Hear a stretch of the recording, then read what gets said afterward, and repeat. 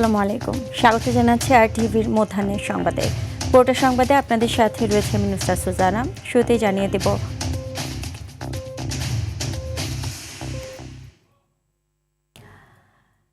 বিস্তারিত। এবার নারীদের ক্ষমতায়ন করা না হলে দেশকে এগিয়ে নেওয়া যাবে না, তাই নারীদের ক্ষমতায়ন এগিয়ে নিতে ফ্যামিলি কার্ডের উদ্বোধন করা হয়েছে বলে জানিয়েছেন প্রধানমন্ত্রী তারেক রহমান। রাজধানীর করাল বস্তি সংলগ্ন টিএনটি মাঠে ফ্যামিলি কার্ড কর্মসূচির উদ্বোধন অনুষ্ঠানে তিনি এসব কথা জানান। প্রধানমন্ত্রী বলেন, এই কার্ড পর্যায়ক্রমে আরও বাড়ানো হবে। আগামী মাসের মধ্যে কৃষক কার্ডও দেওয়া হবে বলে জানান তিনি। প্রধানমন্ত্রী আরও বলেন, নির্বাচনের মধ্যে দিয়ে জনগণের জবাবদিহিমূলক সরকার গঠন হয়েছে।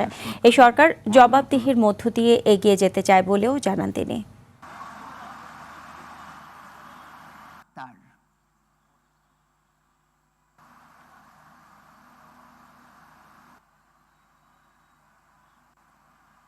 আসসালামু আলাইকুম এবং শিক্ষিত নারী সমাজকে আজকে আমরা অর্থনৈতিকভাবে এম্পাওয়ার করতে চাই, অর্থনৈতিকভাবে তাদের সচ্ছলতা গড়ে তুলতে চাই এবং সেই লক্ষ্যকে সামনে রেখেই বর্তমান সরকার গঠনের আগেই পরিকল্পনা গ্রহণ করেছে কিভাবে নারীদেরকে আমরা ক্ষমতায়ন করব, অর্থনৈতিকভাবে সচ্ছল করে গড়ে তুলব। এবং তারই অংশ হিসাবে আজকে এই ফ্যামিলি কার্ড আমরা সমগ্র বাংলাদেশে পর্যায়ক্রমিকভাবে ইন্ট্রোডিউস শুরু করলাম আজকে আমরা। জুলাই আন্দোলনে ইন্টারনেট বন্ধ করে হত্যার নির্দেশ সহ ৩ অভিযোগে হাসিনা পুত্র সজীব ওয়াজেদ জয় ও সাবেক আইসিটি প্রতিমন্ত্রী জুনায়েদ আহমেদ পলকের বিরুদ্ধে সাক্ষ্য গ্রহণ আজ। বিচারপতি গোলাম মর্তুজা মজুমদারের নেতৃত্বাধীন আন্তর্জাতিক অপরাধ ট্রাইব্যুনাল ১-এ হবে এ সাক্ষ্য। পরে একই ট্রাইব্যুনালে আওয়ামী শাসনামলে র্যাবের টিএফআই সেলে গুম নির্যাতনের মামলায় শেখ হাসিনা এবং সাবেক ও বর্তমান ১১ সেনা কর্মকর্তা সহ ১৭ জনের বিরুদ্ধে জবানবন্দি দেয়া গুমের শিকার ব্যারিস্টার আরমানকে জেরা করবেন আসামি পক্ষের আইনজীবীরা। অন্যদিকে ট্রাইব্যুনাল ২-এ জুলাইয়ের মানবতা বিরোধী অপরাধ মামলায় ওবায়দুল কাদের সহ আওয়ামী লীগ ও দলটির অঙ্গ সংগঠনের শীর্ষ ৭ নেতার বিরুদ্ধে সাক্ষ্য গ্রহণ হবে। পরে ট্রাইব্যুনালে কুষ্টিয়ায় ৬ জনকে হত্যা মামলায় আওয়ামী লীগ নেতা মাহবুবুল আলম হানিফ সহ ৪ আসামির বিরুদ্ধে সাক্ষ্য গ্রহণ হবে এবং অভিযোগের বিপক্ষে নিজের বক্তব্য তুলে ধরবেন জাসদ সভাপতি হাসানুল হক ইনু। সকালে এসব মামলায় গ্রেপ্তার মোট ১২ আসামিকে ট্রাইব্যুনালে হাজির করা হয়েছে।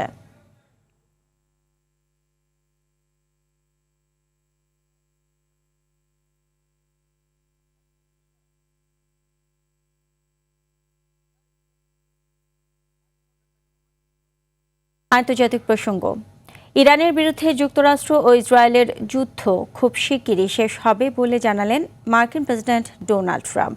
যুদ্ধ পরিস্থিতিতে কূটনৈতিক সমাধানের জন্য টেলিফোনে কথা বলেছেন ট্রাম্প ও পুতিন। এর মধ্যে ইরানের ড্রোন ও ক্ষেপণাস্ত্র স্থাপনায় বড় ধরনের হামলার দাবি করেছে যুক্তরাষ্ট্র। একই সময় উত্তেজনা ছড়িয়েছে লেবানন সীমান্তেও। এদিন লেবানন সীমান্তে ইসরায়েলি অবস্থান লক্ষ্য করে রকেট হামলার কথা জানায় হিজবুল্লাহ। ইমতিয়াজ আহমেদের রিপোর্টে দেখুন বিস্তারিত। ইরানকে ঘিরে সামরিক অভিযানে নতুন বার্তা দিয়েছেন মার্কিন প্রেসিডেন্ট ডোনাল্ড ট্রাম্প।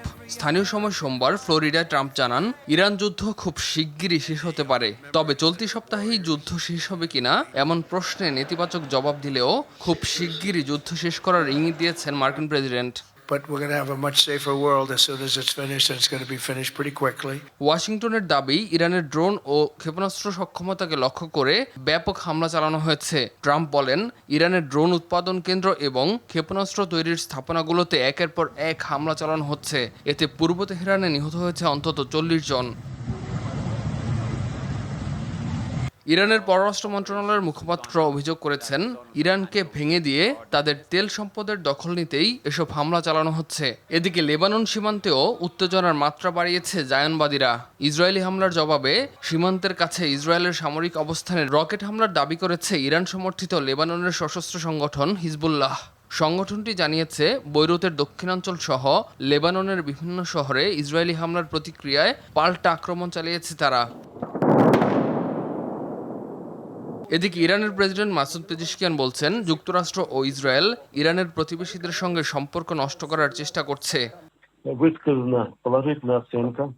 যুদ্ধ পরিস্থিতি নিয়ে কূটনৈতিক তৎপরতাও বাড়ছে। সংঘাত বন্ধে টেলিফোনে আলোচনা করেছেন রাশিয়ার প্রেসিডেন্ট ভ্লাদিমির পুতিন এবং মার্কিন প্রেসিডেন্ট ডোনাল্ড ট্রাম্প। এ সময় দ্রুত রাজনৈতিক ও কূটনৈতিক সমাধানের উপর গুরুত্ব দেন ট্রাম্প ও পুতিন। অন্যদিকে ব্রিটিশ প্রধানমন্ত্রী কিয়ার স্টারমার বলছেন, ব্রিটিশ সামরিক বাহিনী কখন এবং কোথায় ব্যবহার হবে সে সিদ্ধান্ত কেবল যুক্তরাজ্যের প্রধানমন্ত্রীরই নেয়ার অধিকার রয়েছে। মধ্যপ্রাচ্যের সংঘাত ছড়িয়ে পড়ার আশঙ্কার মধ্যেই সামরিক উত্তেজনা এবং কূটনৈতিক তৎপরতা দুটোই চলছে সমানতালে।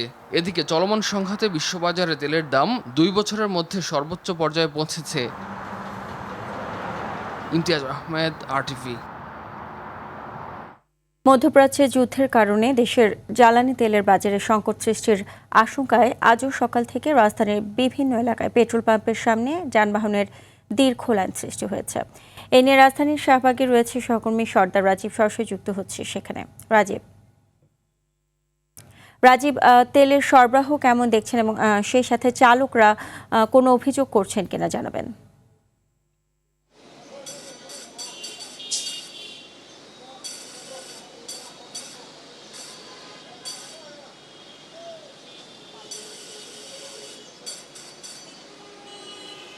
জি সুজানা, আমি এই মুহূর্তে রয়েছি পরিবাগের একটি পেট্রোল পাম্পে, যেটির নাম হচ্ছে পূর্বাচল ট্রেডার্স। আমি যদি একটু বলে রাখি যে এইখানে আজ সারাদিন কোনো প্রকার জ্বালানি তেল দেওয়া সম্ভব হচ্ছে না, কারণ গত 2 দিন ধরেই তাদের এখানে তেল নেই। কেন নেই তার কারণ হিসেবে তারা যেটি বলছেন যে সর্বশেষ তাদেরকে রোববার দুপুরের পরে 13,500 লিটারের একটি জ্বালানিবাহী তেল এখানে প্রবেশ করেছিল এবং সেই তেল স্বাভাবিক সময়ে 2 থেকে আড়াই দিন যায়, কিন্তু ওই দিন অর্থাৎ রোববার দুপুরের পরে ঢোকার পরে রাত 12টার মধ্যে শেষ হয়ে গেছে। অর্থাৎ রাত 12টার পরে শেষ হওয়ার পর থেকে কিন্তু আর কোনো তেল পাইনি। এটি যেহেতু পদ্মা অয়েল কোম্পানির অধীনস্থ একটি ডিলার পয়েন্ট, পদ্মা অয়েল থেকে আর কোনো তেল দেয়নি। আজ দুপুরের পরে আবারও এখানে তেল ঢুকবে, অর্থাৎ 13,500 লিটার তেল আসবে এবং তারপর থেকেই তারা কিন্তু জ্বালানি তেল দিতে পারবে গাড়িগুলোতে। আমরা বলেছি যে আজকে কেমন চাপ দেখছেন, তারা বলছে যে আজকেও গাড়ির বাড়তি চাপ রয়েছে, যদিও যেহেতু রেশনিং পদ্ধতি করে তেল বিক্রি করা হচ্ছে, একই সাথে সরকারের পক্ষ থেকেও ডিলার পয়েন্টগুলোতে রেশনিং করেই অর্থাৎ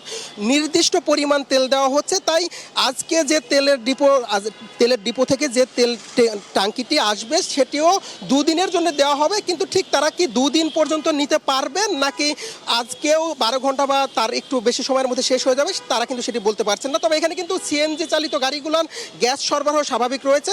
আমরা যদি একটু বলে রাখি যে এই যে পূর্বাচল ট্রেডার্সে যখন তেলের জন্য হাহাকার, ঠিক পাশের মেঘনা অয়েলে কিন্তু তেল পাওয়া যাচ্ছে, অর্থাৎ পাশের যে মেঘনা ফিলিং স্টেশনটি রয়েছে সেটি মেঘনা অয়েল কোম্পানির নিজস্ব সাব ডিপো, যার কারণে তাদেরকে কিন্তু রেশনিং পদ্ধতিতে তেল নিতে হচ্ছে না, অর্থাৎ তাদের চাহিদা অনুযায়ী তেল সরবরাহ করছে কোম্পানিগুলো, যার কারণে তারা কিন্তু তেল দিতে পারছে।